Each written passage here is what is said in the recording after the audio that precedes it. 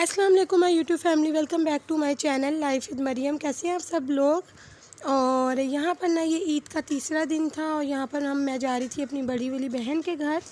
वैसे मैंने जाना तो नहीं था क्योंकि रोज़ ही अम्मी के घर मुलाकात हो जाती है, लेकिन बहन के बच्चे भी ज़िद कर रहे थे कि हमारे घर आओ आओ। और ना महरमा भी बहुत ज़्यादा ज़िद कर रही थी कि मैंने खाला के घर जाना है। तो फिर मैंने कहा चलो हम ईद के तीसरे दिन चले जाती हैं। और यहाँ पर ना मेरे बड़े वाले जो बिनोई है वो हमें लेने आ गए थे खुद ही। तो हम लोग दोपहर में ही चले गए थे, फिर हम लोग रात को 9 या 10 बजे हम लोग आए थे।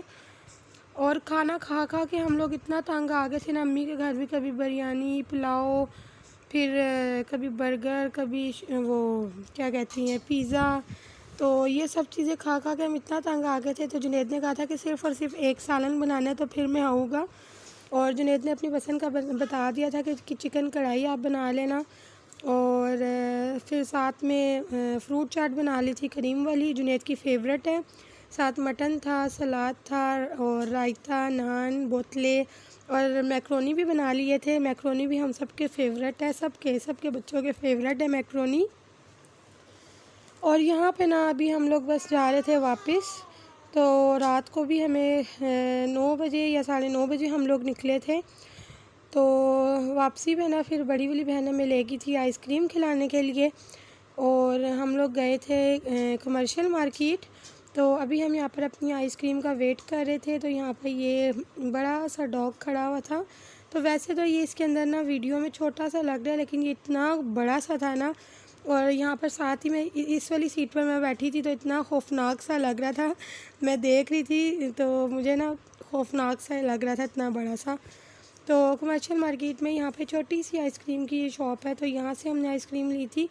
और इतनी बड़ी बड़ी आइसक्रीम्स थी ना, मैंने तो आइसक्रीम खाई थी, घर जाकर मेरी तबीयत ख़राब हो गई थी क्योंकि हैवी थी और यानी कि बड़ी भी थी। नॉर्मल जो होती है ना कॉर्निटोस से तो काफ़ी बड़ी थी ये ना। तो और आयज़ा तो आइसक्रीम को छोड़ ही नहीं रही थी, हाथ से इसने पकड़ लिए थे, अपने कपड़े भी गंदे कर दिए थे और मेरे कपड़े भी गंदे कर दिए थे।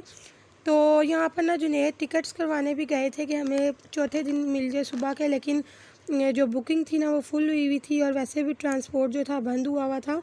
तो फिर हमने ट्रेन से हम लोग आए थे और हमें फिर 5वें दिन के सुबह के टिकट्स मिले थे 7 बजे की ट्रेन से।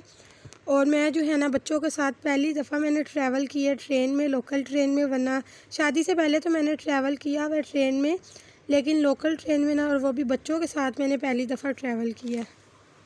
पास ही है ना, पास ही है ना।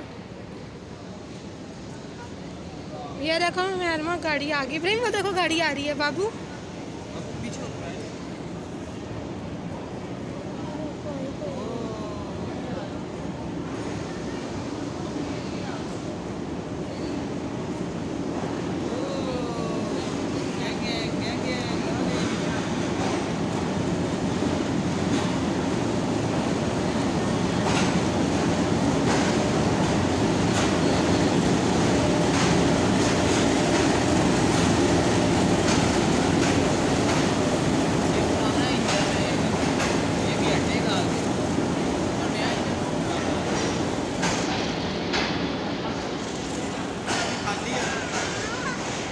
टाइम जाने लगा यहाँ से पहला टाइम। जुनैद इसको देखो, खुशी हो रहा है तरफ। इब्राहिम इब्राहिम बाबू बाबू मज़ा आ रहा है। पहला टाइम।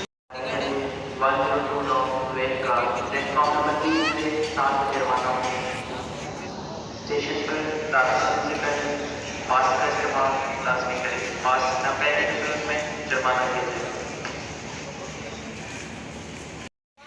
मेहरमा बाबू हाय हाय, चल पड़ी। इंजन नया लगा ना। आयज़ा आयज़ा वो देखो।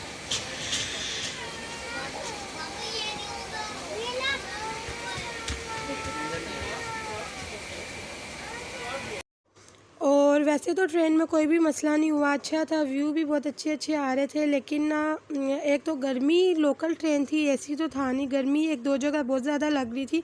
वैसे ट्रेन चल रही थी तो साथ साथ हवा भी आ रही थी। और दूसरा ये कि जब हमने उतरना था ना, सिर्फ 1 मिनट के लिए ट्रेन खड़ी हुई थी और इतनी जल्दी जल्दी उतरना था। ट्रेन में इतनी रश थी, फुल ट्रेन भरी हुई थी।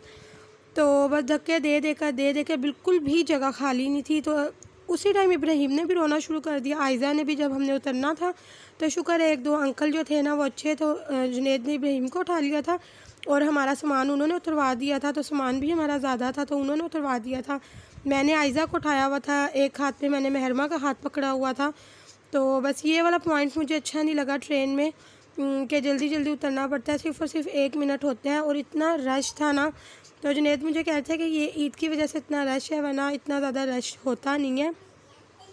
तो 7 बजे की हमारी ट्रेन थी ना और हम लोग 11:15 बजे हम लोग घर पहुंच गए थे।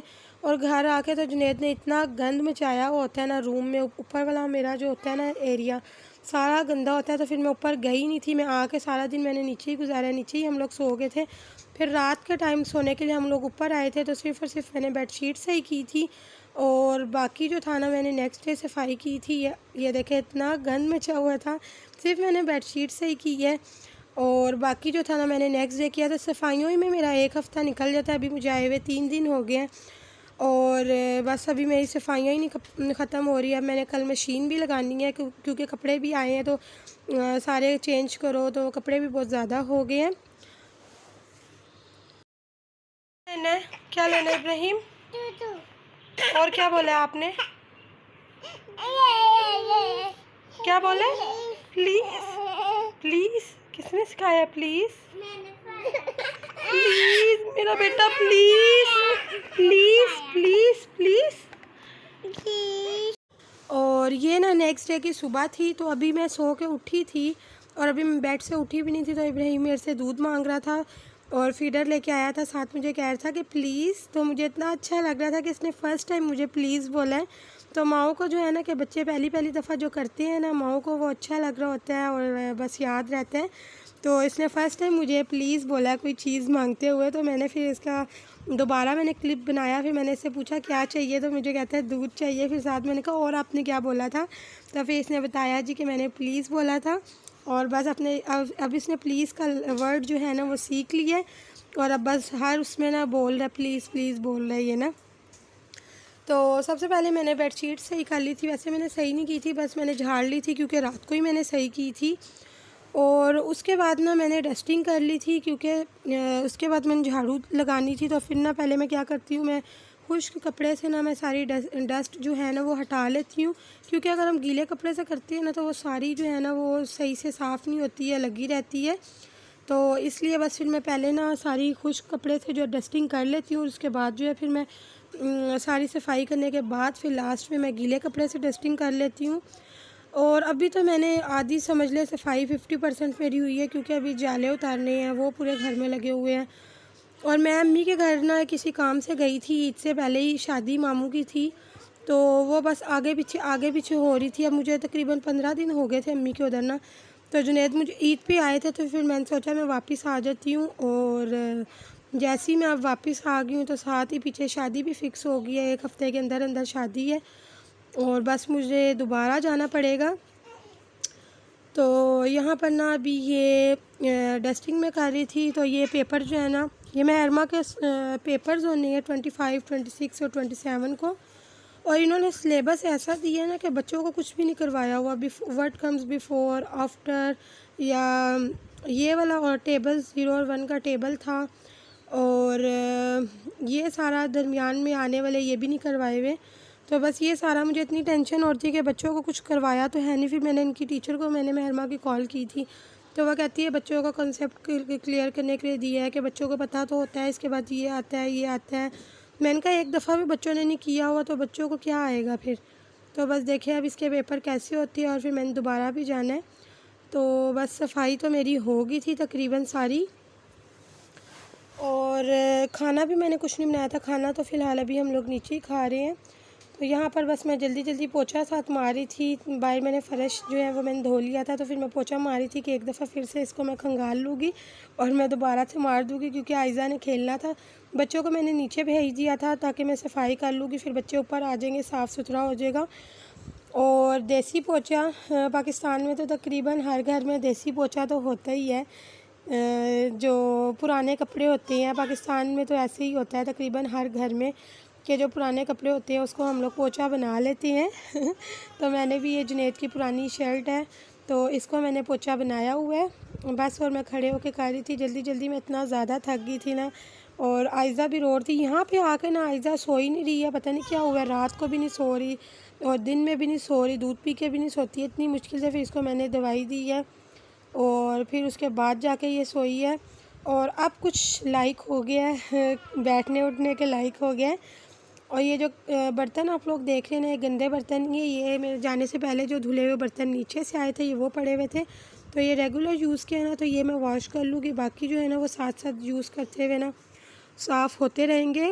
और यहाँ पर ना ये वाले जो कपड़े हैं ना, ये मेरी मदर इन लॉ ने पीछे से धो दिए थे, मेरे कपड़े थोड़े से थे, तो बस अब ये मैंने तय करने हैं। और ये जो सामने आप ड्रेसिंग पे चीज़ें देख रही हैं, ये मैंने साफ़ करके सारी दोबारा रखनी है।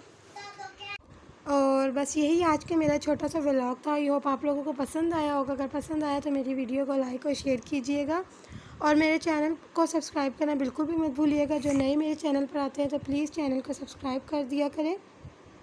अब नेक्स्ट व्लॉग में अब आप लोगों से मुलाकात होगी। टिल देन टेक केयर, अल्लाह हाफिज़। और अपनी दुआओं में आप लोग मुझे याद रखिएगा जी।